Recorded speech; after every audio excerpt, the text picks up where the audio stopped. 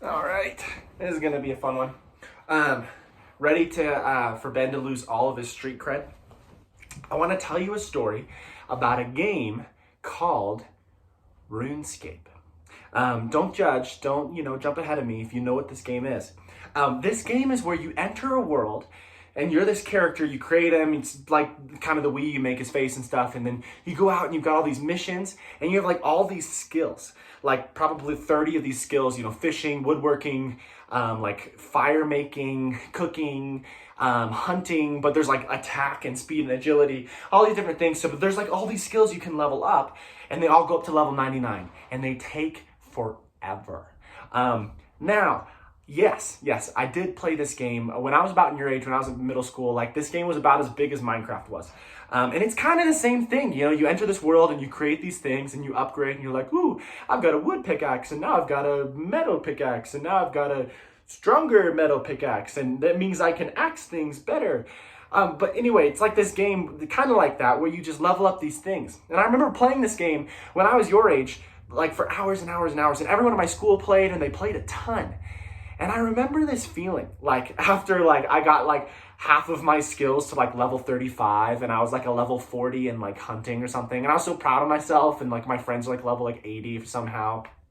But there's this feeling, I think at times, that I would like, log out of my computer, I'd close it, and I'd walk away, and I'd look back on my character in RuneScape with all these levels and all the hours it took to get there, and ask this question.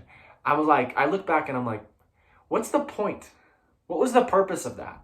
What's the significance in the thing that I just did? And I'm not saying it's terrible. Like, let's be honest. I had so much time to kill. I just needed to kill time. That's not bad. But the point is, we're left with this question all the time. What's the point?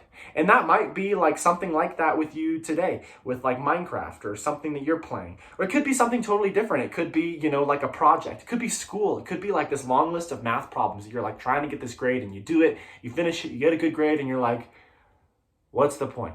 It could be like a social media account or something you're doing, or a video you're creating, or like it could be, it could be like, it could be a TV series. You watch this entire series and you finish it and you're like, boom, I did it.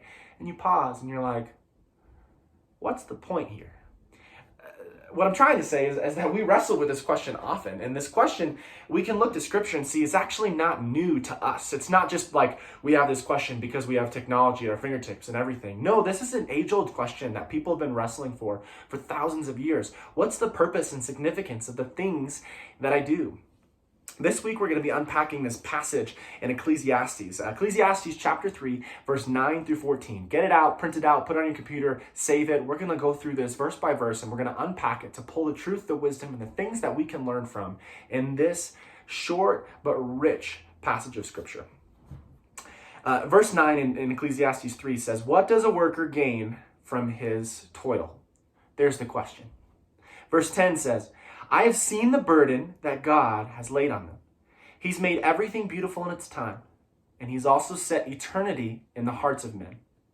But yet, they cannot fathom what God has done from beginning to end. I know that there is nothing better for men than to be happy and to do good while they live, that everyone may eat and drink and find satisfaction in his toil. This is the gift of God. I know that everything God does will endure forever. Nothing can be added to it. Nothing can be taken away from it. God does it so that men will worship him." I think the secret here, guys, is that we see that this question comes up again in Ecclesiastes, and he unpacks it so clearly. And that's why we're going to take this verse by verse. He says, here's the problem. God has made everything beautiful in its time. He's also set eternity in the hearts of men, and yet we don't see what God's doing. What he's saying here is he's saying that like God has made everything beautiful and amazing in its time. And God also has set eternity, this bigger picture in our hearts. But the problem is we don't always see what God's doing. And the problem is that we cannot understand what's going on from beginning and to end.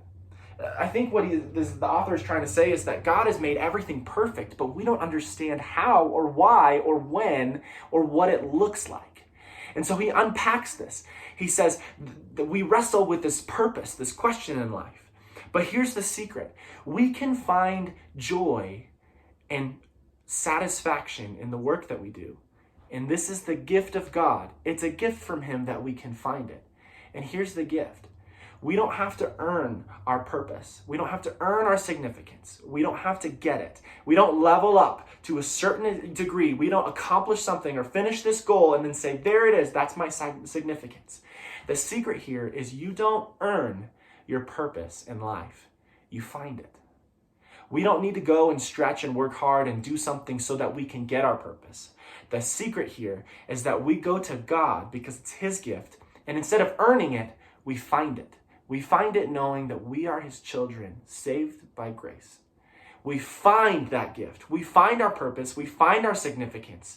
And then everything we do, we love, we live, we enjoy life because we have a purpose, not because we're trying to get a purpose. This is what God offers. And this is why we pursue him and stay away from the things that pull us from him. Because why wouldn't we want to live a life like this? I'm excited to unpack this day to day throughout this week with you guys. Ecclesiastes chapter 3, 9 through 14. Let's do this together. See you guys.